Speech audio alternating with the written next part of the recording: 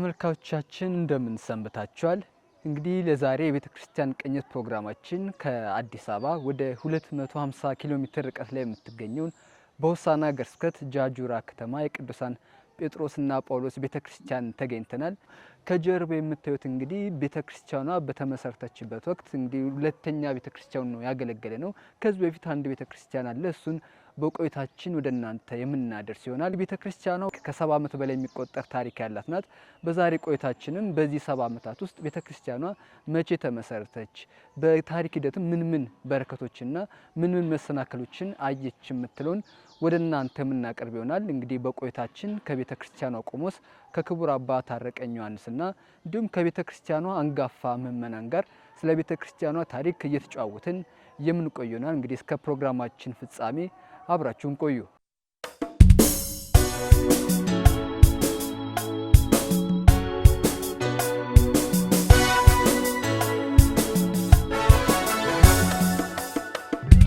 ወደዚሁ ወደ ጃጁራ ቅዱሳን ጴጥሮስና ጳውሎስ ቁምስና እንኳን ዳና መጣችሁ። እዚህ ተገኝተን ያለነው ቤተክርስቲያኒቷ ከመጀመሪያ ጀምራ ስብከተ ወንጌልን ስታስፋፋና የውጪ ዜጎችን ወይም ደግሞ ሚስዮናውያንን ተቀብላ ስታስተናግድ ከነበሩት ከአራቱ ቤተክርስቲያናት ወይም ከመነሻ ጀምሮ እስካሁን ባለነው ጊዜ ድረስ ያለው አራት ቤተክርስቲያናት ናቸው። የመጀመሪያዋ ጎጆ ቤት የነበረች ከዚህ ከ2 ኪሎ ሜትር ርቀት ላይ የምትገኝ መጬ የሚባል መንደር አለች፣ ቦታ አለች። እዛ የሚመናን ቁጥርም አዲስ ሚሽንም ስለነበር ብዙ ሚመናን ስላልነበሩ በትንሽ ጎጆ ቤት ነው የእምነታቸውን ለማስፋፋት የጀመሩት።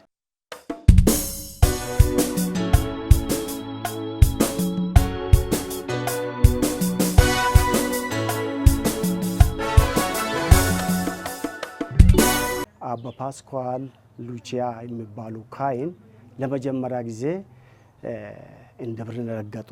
በዛ ዙሪያ ላይ ብዙ ጊዜ ቆይተው ወደ 13 ዓመት ከቆዩ በኋላ አንድ ሐኪም በላቸው የሚባል ልጅ ነበር። የካቶሊካዊት ቤተክርስቲያን እምነት ተከታይ ነበረ። ይህ ልጅ ከአባ ፓስኳል ጋር የቅርብ ግንኙነት ስለነበር እሱ ሰው ደግሞ ወደ ሆሳዕና እየተመላለሰ ሆሳዕና ለነበሩ ፊውዳሎች ሕክምና ይሰጥ ስለነበር አባ ፓስኳል ከሱ ሰውዬ ጋር ቁርኝትን ፈጠሩ። ከዚህ የተነሳ ተመካከሩ ሁለቱም። እኔም ሆሳዕና እየሄድኩኝ አለ ሐኪም በላቸው፣ እኔም ማርፍበት ደጃዝማች መሸሻ አባቴ ለኔ ለልጆቼ አስተማሪ የሚሆን ሰው ፈልጋለሁ ባክን ፈልግልኝ ብሎ ስንቴ አደራ ብሎኝ ነበረ። ታዲያ ከዚህ ሰውዬ ጋር ላስተዋውቅህ ወይ ብሎ አባ ፓስኳልን አማከረ። ይሻሉ ባንዳ አላማቸውም ስለሆነ ያችን ምክንያት አድርገው ወደ ሆሳዕና ለመግባት ወደ ሆሳዕና ለመምጣት ሲያስቡ እንደ ካህን ሆኖ ሳይሆኑ እንደ አስተማሪ ሆኖ ነው ለአገባብ እንደመች እንደ አውሮፓ አቆጣጠር 1928 ዓመተ ምህረት ወደ ሆሳዕና ቀኑ። የዛሬው ዋሰራ በፊት ኡቱጌ ተብሎ ነው ይበልጥ የምታወቀው። እዛ ከደረሱ በኋላ ከተፈለገው ሰው ጋር ደረሱ። ያለው ሁኔታ ነገሯቸው። ቦታ ማግኘት ፈልጋለሁ፣ ትምህርተ ክርስቶስን ማስተማር ፈልጋለሁ ብለው ይጠይቃሉ። ዛሬ ቤተክርስቲያኒቱ ተሰርታ ባለችበት ቦታ ላይ የሆነች ጉብታ ቦታ ናት። ይሄ ቦታ እኮ ጠፍ ነው፣ እዚህ ላይ መስራት ትችላለህ ተባለ። በጣም ደስ ብሏቸው ቁጭ ብለው እግዚአብሔርን አመስግነው ጸልየው ደስታቸውን ገለጹና እንቅስቃሴውን ጀመሩ። አብሯቸው የመጡ 6 ወጣቶች ነበሩ ከአባ ፓስኳል ጋር። እነዚህ 6ቱ ወጣቶች የትምህርተ ክርስቶስ አስተማሪ ናቸው። ኦልሬዲ አሰልጥነው አዘጋጅተው ይዘመጡ ሰራዊት ናቸው። ለሳቸው የወንጌል ሰራዊት ናቸውና እነዚህ የወንጌል ትምህርትን ጀመሩ። እሳቸውም ከአንድ ጎን ልጆቹንም አሰማርተው እየሰሩ ቤተክርስቲያንም ታነጸ። አንዳንድ ጊዜ ከቆዩ በኋላ በዛች ቤተክርስቲያን ዛሬ ቅድስት ትሬዛ ካቶሊካዊት ቤተክርስቲያን ከምትባልበት ምእመናን መካከል ሰፋፊ የእርሻ መሬት ፍለጋ፣ ለከብቶቻቸው ግጦሽ ፍለጋ፣ ውሃ ያለበት ፍለጋ የመጡ 4 አባወራዎች ነበሩ። ከዛ ተነስተው ያን መሬት ፍለጋ ወደ ቆላማ አካባቢ መጡ። ወደዚህ አቅጣጫ ማለት ነው። መጥተው ጣሎታ በምትባል ሰፈር ላይ ያርፋሉ። ጣሎታ ለዚህ ጃጁራ አቅራቢያ ቦታ ነው። እዛ አርፈው ለራሳቸው ሳር ቤት ቀልሰው ጸሎት ቤት ማለት ነው 4 አባወራዎች ሆኖ ጸሎት ያደርጉ ነበር እዛ። እኛ ለምንድን ነው ቀጥታ ለአባ ነገርናቸው እዚህ መጥተው ለምን አይቀድሱልንም እቺን ጸሎት ለምን አይባርኩም የሚል ውስጣዊ ስሜታቸው ላይ ጥያቄ ሲያድር ለቅዳሴ በሄዱበት አጋጣሚ ይጠይቃሉ። ኢማጂን ከዚህ ተነስቶ እዛ ለመሄድ 5 ሰዓት በላይ ነው የሚፈጀው። ያን ሰዓት ፈግተው ነው ቅዳሴ ለማስቀደስ የሚደርሱት። እሳቸውን አማከሩ። እሳቸውም አላማቸው ስለሆነ ደስ ብሏቸው ግደላችሁ የዛሬ ሳምንት እንመጣለን እኔን የሚወስደኝ ሰው እዚህ መጥቶ ይደር ብለው ትእዛዝ ሰጡ። አንድ ወጣት ተልኮ እዛ አደረ። በቅሎ ተጭኖላቸው አብረው ጣሎታ ይመጡና ጸሎት ቤቷን አይተው ባርከው ትምህርተ ክርስቶስ አስተምረው ቅዳሴ ቀድሰው አንድ ቃል ገብቶላቸው ነው ተመለሱት። ይሄን ያህል እንቅስቃሴ በእናንተ በራሳችሁ ይሄን ያህል እንቅስቃሴ ካለ እኔ ደግሞ በቀጥታ አንድ ካህን ይመድባለሁ ብለው አባ ዶሚኒክን ይመድባሉ። አባ ዶሚኒክ በሳምንቱ መጥተው ይቀድሳሉ። እየተመላለሱ እየቀደሱ ሳሉ በአንድ አጋጣሚ ወደ ባሰራ ሲመለሱ ቅዳሴ ቀድሰው ውሎ ማለት ነው። ወደ ዋሰራ ሲመለሱ በፊት የሚሄዱበትን መንገድ ትተው በዚህ በሜዳው በጃጁራ ሜዳ ሰንጥቆ ለማለፍ መሪዎቻቸው በዚህ መንገድ ያመጣሉ። እየመጡ ሳሉ እችን ጫፍ ደርሰው ሰፊ ነው ሜዳው። ዛሬ ሳይቆራረስ በጣም ሰው ብዛትን ባልነበረ ዘመን ሰፊ ሜዳ ነበር። ይሄን የተንጣለለ ሜዳ አዩና አባ ዶሚኒክ ግራንዲኒ ቆም አሉ። ተነፈሱ በረጅሙ። እንዴት ይሄን ያህል አገር ምን ይባላል? ጃጁራ ይባላል። እዚህ መሆን ይቻላል አይታወቅም። ማን ነው እዚህ አካባቢ ኃላፊ?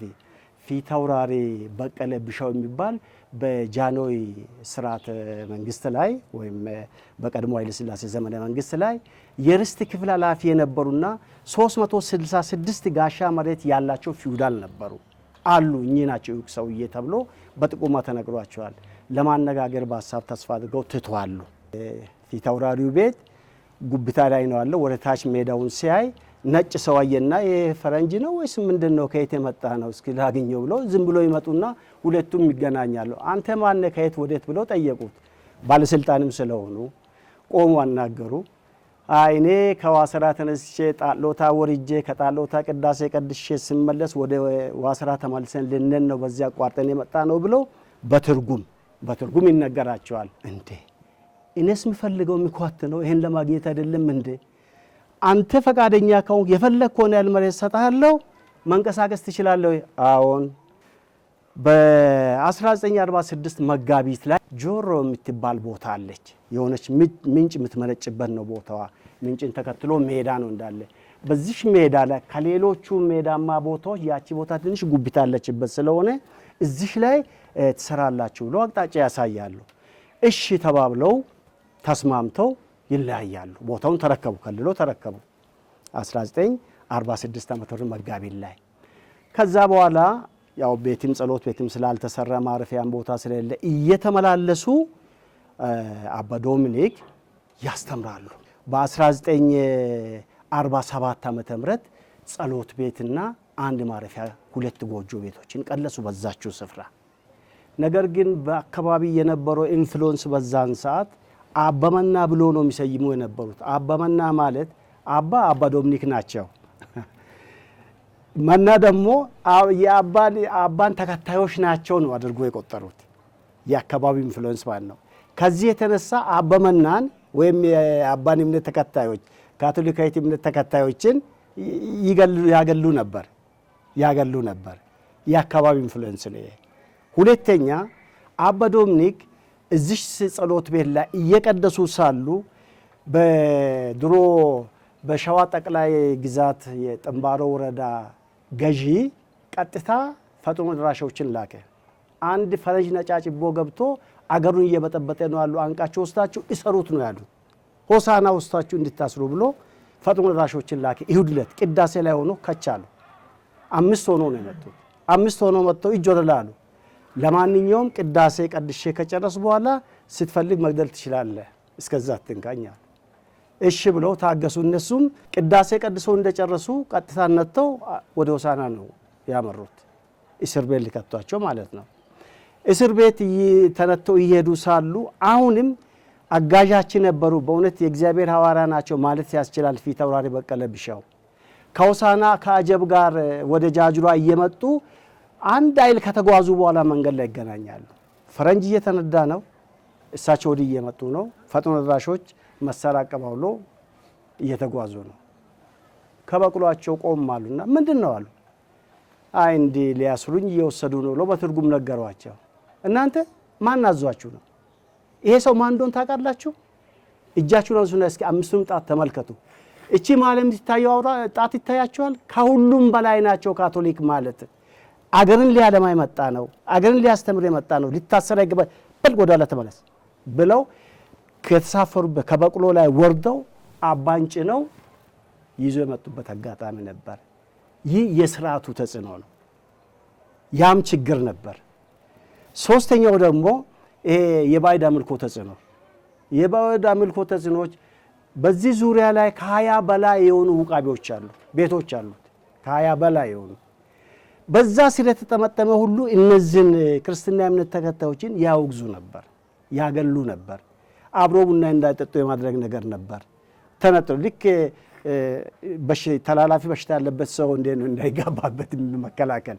በዛ አይነት ሁኔታ ያለፉበት ሁኔታ ነው። የክርስትና እምነቱ እንዲህ በቀላሉ የመጣ ነገር አይደለም።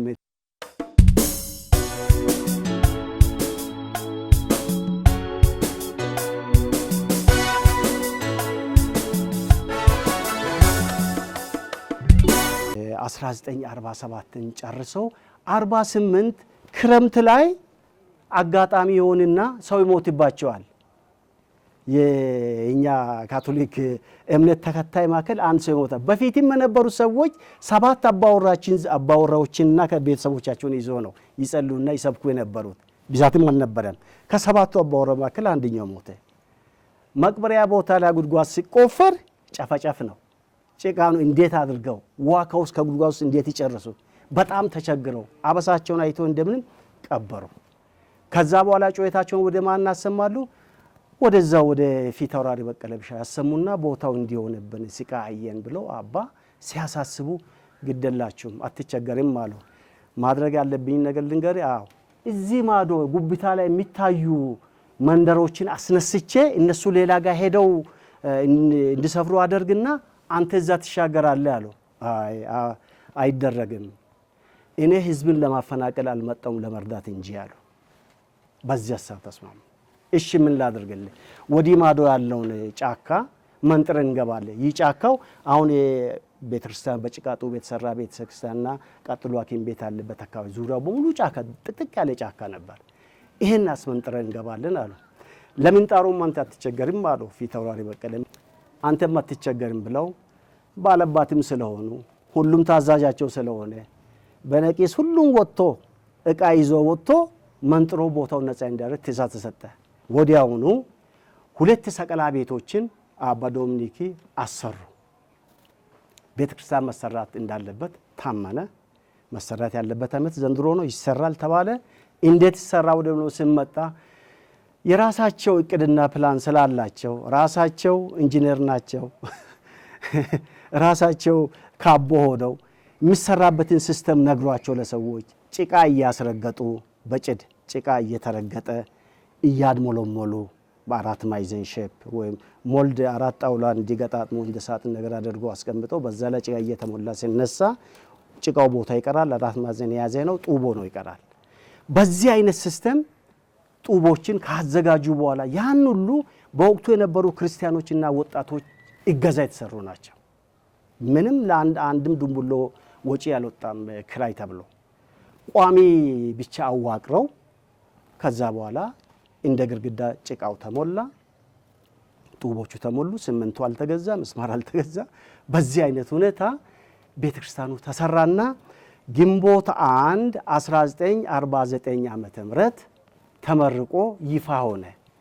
የጃጁራ ቅዱሳን ጴጥሮስና ጳውሎስ ካቶሊካዊት ቤተክርስቲያን ተብላ የቁምስናነት እውቅና ያገኘችበት ዓመት ያነ ነበር።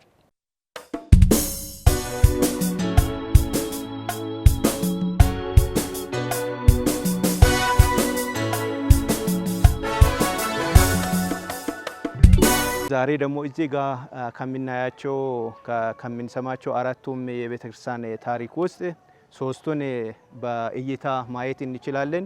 አራተኛውንና የመጀመሪያውን ግን ስለፈረሰች ቦታዋም ስለተቀየረ ማየት አንችልም። ይሄኛው ሁለተኛ ነው። በ8 ዓመታት እና በ7 ዓመታት ውስጥ ከዛ ከትንሿ ጎጆ ጀምሮ እስከዚህኛው ቤተክርስቲያን ድረስ የሚመናን ቁጥር እያደገ እስከ 400 እንደደረሰ ታሪክ ይነግረናል። ስለዚህ እችኛዋን ቤተክርስቲያን እንደ ሁለተኛው ቤተክርስቲያን ነው የምንቆጥረው። በመቀጠልም ደግሞ እዚህ የምናያቸው ዛፎች አሉ። ፊት ለፊት በዚህ በቤተክርስቲያኒቷ ፊት መውጫ ስለነበር ለጥላም እንዲሆንላቸው እንደሞ ለቤተክርስቲያን ውበት እንዲሆን ምእመናን አምጥቶ በሰዓቱ የነበሩት የአበሻ ጽድ ነው አሁን እስካሁን ድረስ እያገለገለ ያለው። ስለዚህ የዚች ቤተክርስቲያን ታሪክ ይህንን ይመስላል። ይህ የጭጋ ቤት በ1950 ነው የተገባው ወይም ደግሞ ተባርኮ ቅዳሴ መቀደስ የተጀመረው። ከ1950 ጀምሮ እስከ 1960 ድረስ ምእመናን እዚህ እንደ ቁምስና እንደ ቤተክርስቲያን ሲገለገሉበት ነበር። ከዛም በመቀጠል የምእመናን ቁጥር እያደገ ስለመጣ እየበዛ ስለመጣ እዛ ፊት ለፊት በኋላ እናያለን በብሎኬት የተሰራው አንድ ዘመናዊ ቤተክርስቲያን አለ። ይህንን ስንል መካከለኛው ማለት ነው ለኛ። እዛ ቤተክርስቲያን ውስጥ ደግሞ 1971 ጀምሮ ምእመናን ቅዳሴ ማስቀደስ ጀመሩ። ይህ እስካሁን ድረስ አገልግሎት በብዛት ባይሰጥም እንደ ቅርጽ ተቀምጦ ያለ ቤተክርስቲያን ነው ማለት ነው።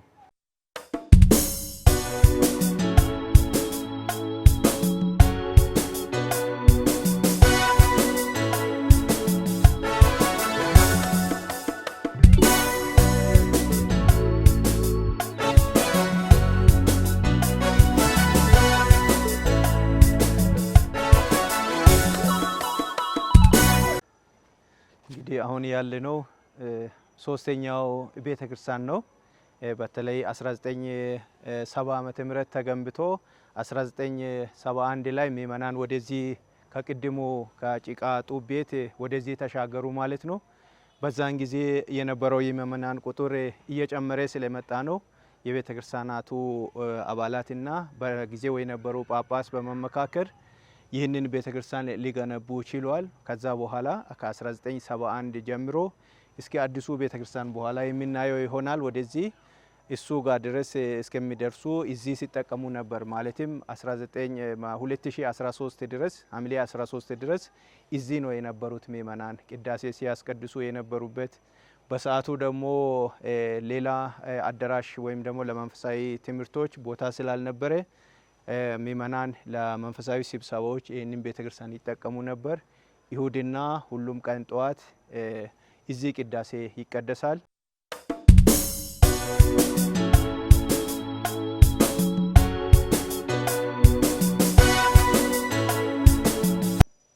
ከውጪ እንዳወረነው እንዳሳያችሁ ከውስጥ በኩል ደግሞ ይህ በ1971 አገልግሎት ሲሰጥ የነበረው ጀምሮ ሲሰጥ የነበረው ቤተክርስቲያን በውስጥ በኩል ይህንን ይመስላል። በተለይ ደግሞ ይሄኛው ፊት ለፊታችን የምናየው መንበረ ታቦቱንና ይህንን በኩል የሚለየው ተንሸራታች መዝጊያና መክፈቻ እዚህ አለ።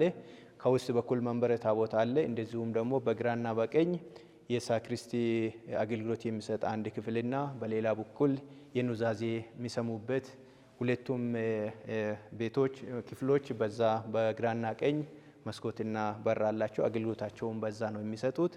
እዚህ ጋር ግን ከዚህ መልስ ምእመናን በግራና በቀኝ በድሮ ወንበር ማለትም አግዳሚ ላይ ሲገለገሉ ነበር። በግራና በቀኝ መዘመራን ይቀመጣሉ። ይህ ቤተክርስቲያን አዲሱን ቤተክርስቲያን እስከምንሻገር እስከ 2013 ድረስ አገልግሎት ሲሰጥ ቆይተዋል። አሁን ደግሞ ባለንበት ጊዜ ለመንፈሳዊ ለምልዓተ ጉባኤ ስብሰባ፣ ለወጣቶች ትምህርት እንዲሁም ከመንደራትና ከዞናት የሚመጡ ቡድኖች እዚህ ይማራሉ መንፈሳዊ ትምህርታቸውን።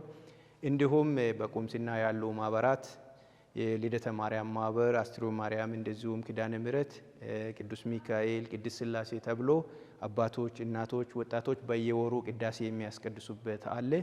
ከዛ ከቅዳሴ ካስቀደሱ በኋላ እዚህ መጥቶ ጸበል ጻድቅ ቀምሶ ጸሎታቸውን እዚህ አድርጎ ነው የሚወጡት ማለት ነው። አሁን ባለን ጊዜ እድሳት እንደሚያስፈልገው ይታወቃል። ግን ይህንን አገልግሎት እየሰጠ ይገኛል ይህ ቤተክርስቲያን። ከዚህ በኋላ ያለን አራተኛው ቤተክርስቲያን ምዕራፍ ደርሰናልና ወደሱ ሄደን አሁን ያለውን ሁኔታና እንዴት እንደተሰራ አብረን የምንመለከተው ይሆናል።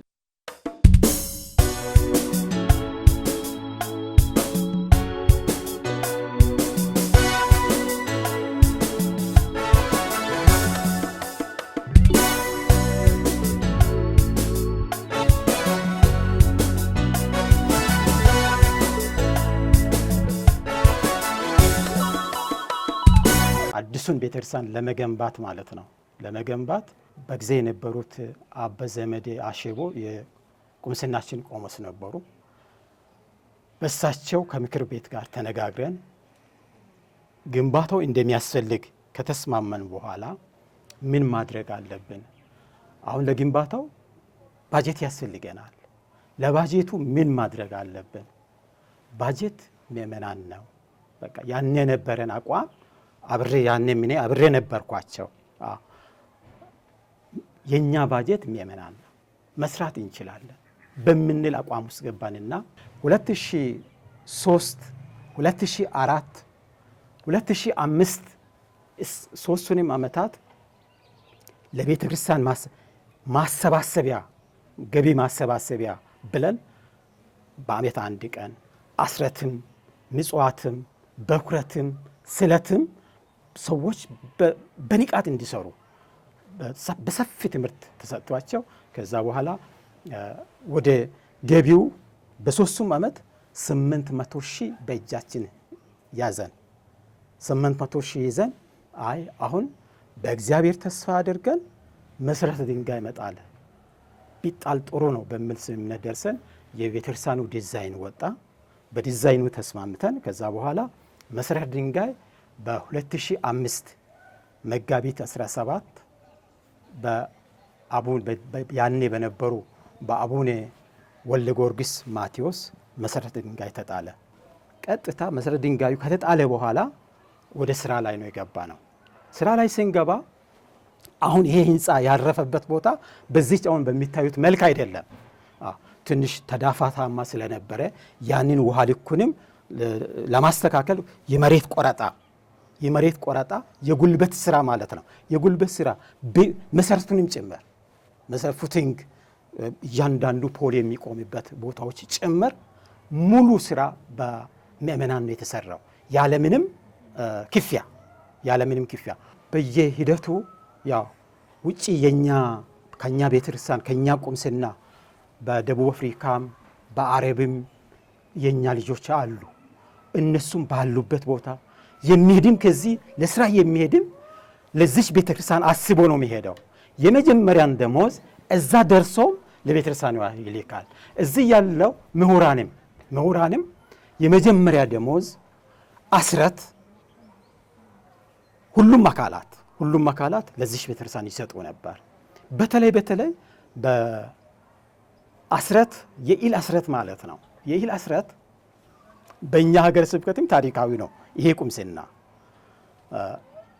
የኢል አስረት በሚሰጥበት ጊዜ ከ10 አንዱን አይደለም፣ ከ10 አንዱን ሳይሆን እንዲሁ አንስተው ነው የሚሰጡት።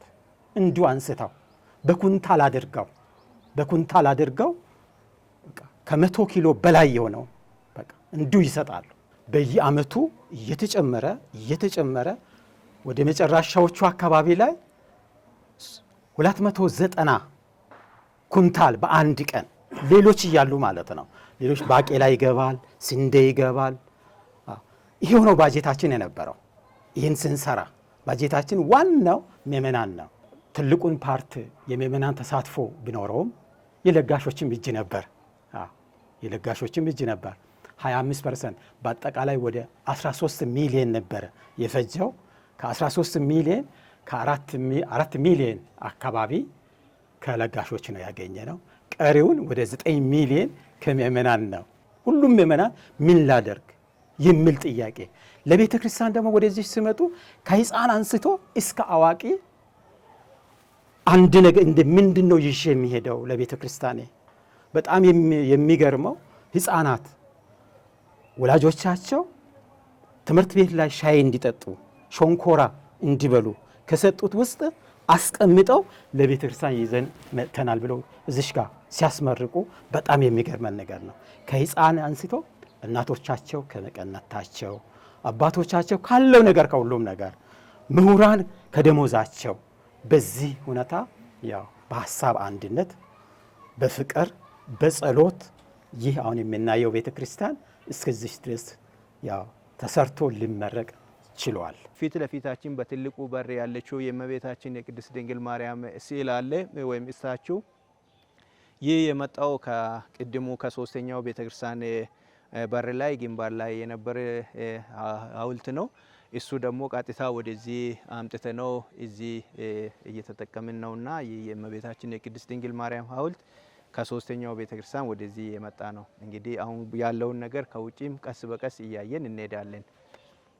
ይህ ቤተክርስቲያን ከውጪ በኩል ሲታይ ከውስጥም ስናየው መርከብ ይመስላል ስዕሉ እና ምእመናን በውስጥ በኩል የሚቀመጡበት አለ የራሱ።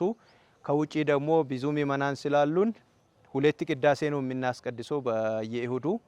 በጠዋት ቅዳሴ ቤተክርስቲያኑን ከውስጥ ይሞላሉ። የቀን ቅዳሴ ሲሆን ደግሞ ብዙዎች ስለሚመጡ በዚሁ በሁለቱም በኩል ባለውና ፊት ለፊት ባለው በረንዳ ላይ ምእመናን ይቀመጣሉ። የድሮም ቤተክርስቲያን ወንበር እዚህ አስቀምጠን እንጠቀማለን ማለት ነው። አሁን እዚህ ደርሰን ያለነው በቤተክርስቲያን በሁለቱም ጎን በዛ በኩል የእመቤታችን የቅድስት ድንግል ማርያም ሐውልት አለ። በዚህ በኩል ደግሞ የመድኃኔዓለም ይገኛል።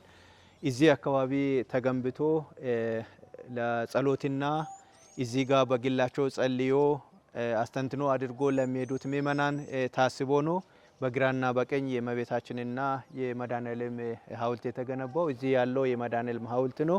እዚህ ለምእመናን እንዲመች ጸሎታቸውን እንዲያደርጉ እዚህ ቆይታ እንዲያደርጉ በተለይ ደግሞ ወጣቶች ነፃ ጊዜያቸውን ትርፍ ጊዜያቸውን የእረፍት ጊዜያቸውን እዚህ ሆኖ ከክርስቶስ ጋር እንዲነጋገሩ እንዲጸልዩ የተሰራ ነው። ከዚሁ ቤተክርስቲያን ጋር ተያይዞ ግንባታውም አብሮ ነው የተካሄደው።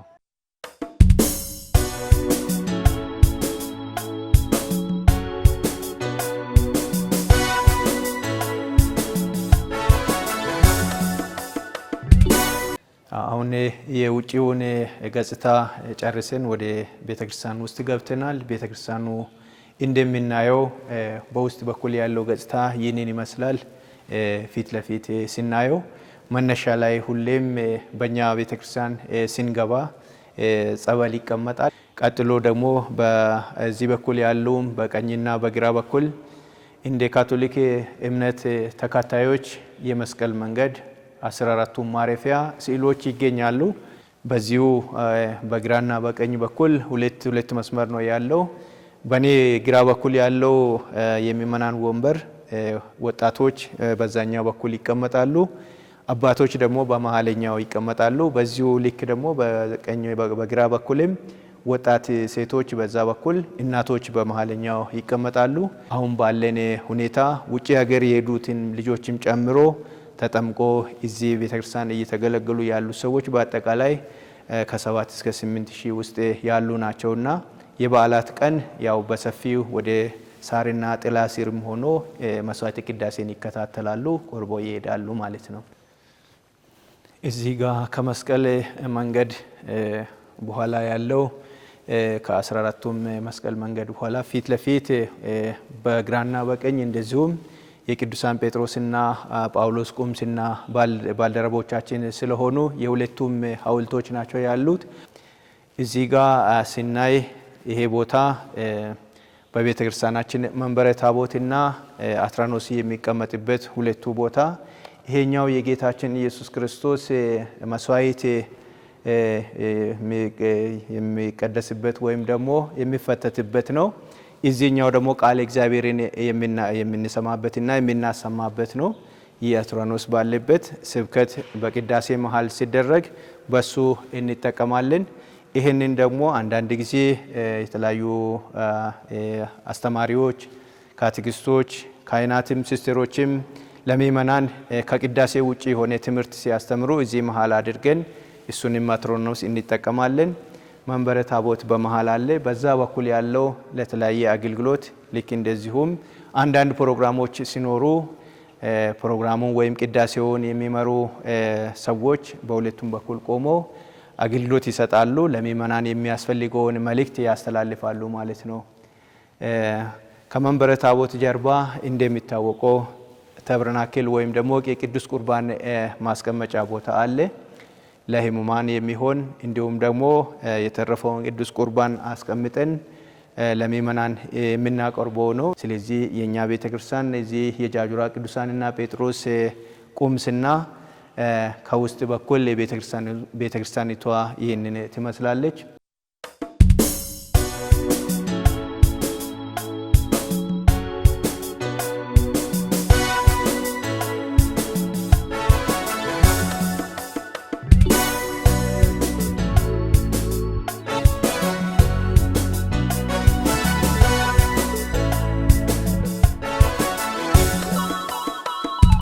አባታችን ዶሚኒክ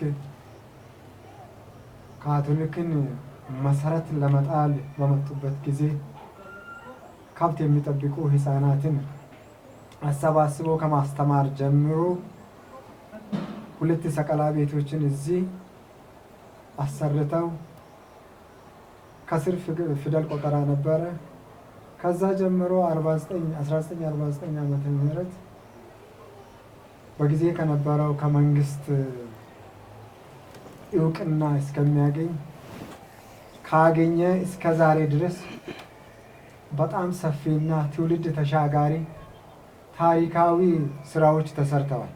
ዶሚኒክ ከኪሳቸው ከቦርሳቸው አወጥተው ለታማሚ ክኒኒ ከመስጠት ጀምሮ የሕክምና ስራዎች ይሰሩ ነበር እዚህ ቁምስና። በ1960ዎቹ ውስጥ በካፑቺን አባቶች ጋር አብሮ የመጡ የድሆች አገልጋዮች ማህበር ይፋዊ ስራን ጀምረው እስከ ዛሬ 50ኛ ዓመት ኢዮቤልዩ እስከሚያከብሩ ድረስ የሕክምና አገልግሎት ይሰጥ ነበር። በ1960ዎቹ በአባ ዳዊት ግዊዲ፣ በ1970ዎቹ በአባ ሲልቬሪዮ ፈርኔቲ፣ በ1980ዎቹ በአባ ካሲያኖ ካርሜሊ የልብስ፣ የእህል፣ የትምህርት እቃዎች እና የገንዘብ እርዳታ ይሰጥ ነበር። ያ ተለምኖ የመጣ ነገር ለሰዓቱ ይሰጣል፣ ያስደስታል፣ ያልቃልም። ያንን ቤተ ክርስቲያኒቱ መሰረት አድርጋ በቤተክርስቲያን ምጽዋት የሚሰጠው በክረት አስራት ሁላ የሚሰጠው ለዚህ አገልግሎት ለቤተ ክርስቲያኑ ሕንጸት አገልግሎት ብቻ ሳይሆን ድሆችንም ትረዳ ነበር ማለት ነው። ካቶሊካዊት ቤተ ክርስቲያን የሌላት የልማት እንቅስቃሴ በጃጁራ የለም። በሌላ መልኩ ይህ ካቶሊካዊት ቤተ ክርስቲያን ከሌሎች አብያተ ክርስቲያናት ጋር መንፈሳዊና ክርስቲያናዊ ግንኙነት አለን። እዚህ ከተማ ጃጁራ ከተማ ላይ ከ9 እና 10 ሃይማኖት በላይ አለን። በፍቅር ነው ያለ ነው። በክርስቲያናዊ ህይወት ነው የምናሳልፈው። ከማህበረሰቡ ጋር ያለን ግንኙነት ክርስቲያናዊ ግንኙነት ነው ያለ ነው።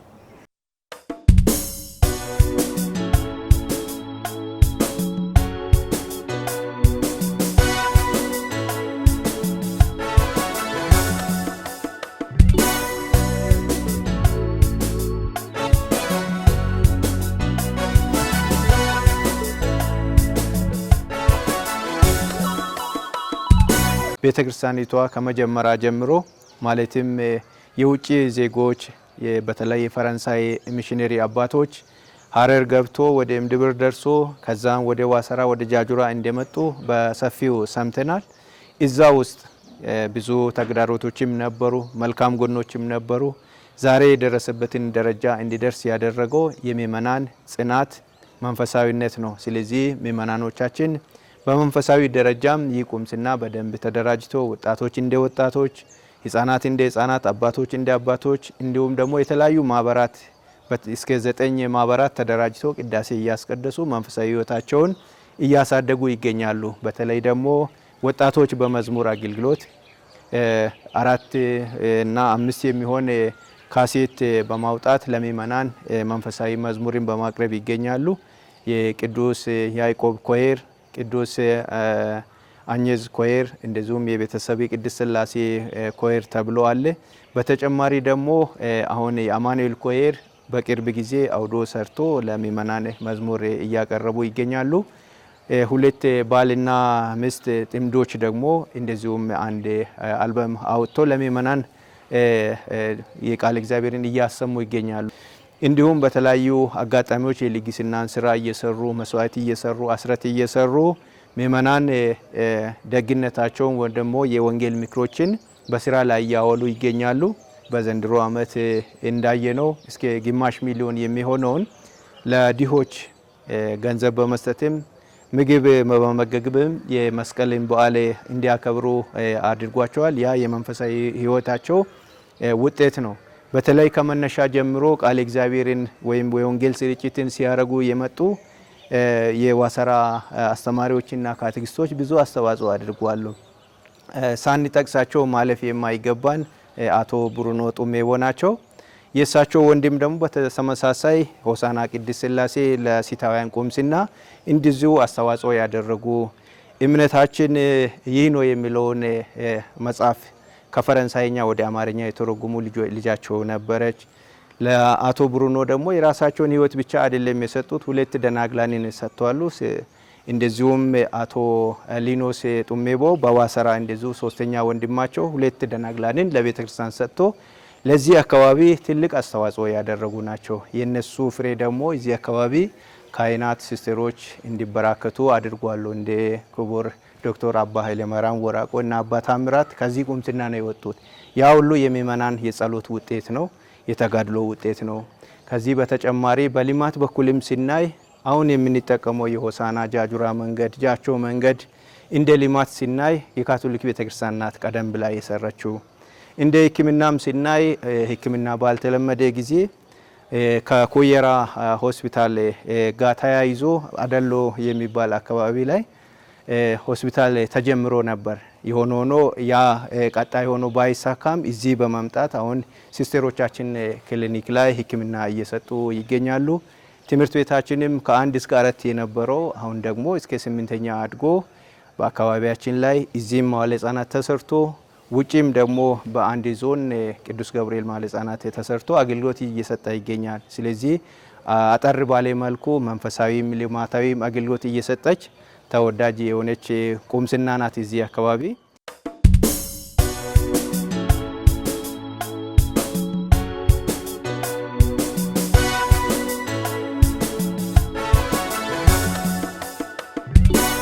ተመልካቾቻችን እንግዲህ በዛሬው የቤተ ክርስቲያን ቅኝታችን በሆሳዕና ሀገረ ስብከት ጃጁራ ከተማ የምትገኘውን የቅዱሳን ጴጥሮስና ጳውሎስ ቤተ ክርስቲያን ባያችሁት መልክ ለእናንተ አቅርበንላችኋል።